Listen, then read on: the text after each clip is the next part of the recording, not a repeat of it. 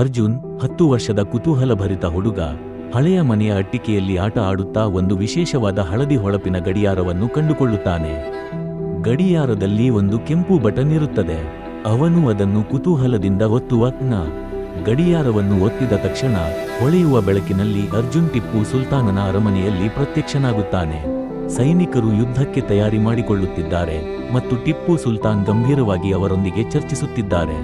ಗಡಿಯಾರವನ್ನು ಮತ್ತೊಮ್ಮೆ ಒತ್ತಿದಾಗ ಅರ್ಜುನ್ ಮಹಾಭಾರತ ಯುದ್ಧದ ಬದಿಯಲ್ಲಿ ಪ್ರತ್ಯಕ್ಷನಾಗುತ್ತಾನೆ. ಭೀಮನು ಗದೆಯಿಂದ ದ್ರೌಪದಿಯ ಅಪಮಾನಕ್ಕಾಗಿ ಕೌರವರ ವಿರುದ್ಧ ಹೋರಾಡುತ್ತಿರುವನು. ಈ ಬಾರಿ ಗಡಿಯಾರ 1947ರ ಆಗಸ್ಟ್ 15ಕ್ಕೆ ಅರ್ಜುನನ್ನು ಕೊಂಡೊಯ್ಯುತ್ತದೆ. ಲಾಲ್ ಕಿಲ್ಲೆಯ ಮುಂದೆ ಗಾಂಧೀಜಿ ಮತ್ತು ನೆಹರು ಭಾವ, ಹಿಂದಿ ಮತ್ತು ತಿರಂಗ ಧ್ವಜ ಹಾರಿಸುವುದು. ಜನರು ವಂದೇ ಮಾತರಂ ಕೂಗುತ್ತಿದ್ದಾರೆ.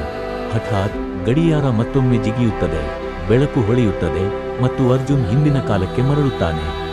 ಅವನು ತನ್ನ ಹಳೆಯ ಮನೆಯ ಅಟ್ಟಿಕೆಯಲ್ಲಿ ನಿಂತಿದ್ದಾನೆ. ಅವನು ಮನಸ್ಸಲ್ಲಿ ಗಡಿಯಾರವನ್ನು ನೋಡಿ ಇದು ಮಾಯಾ ಗಡಿಯಾರ ಎಂದು ಅರಿಯುತ್ತಾನೆ.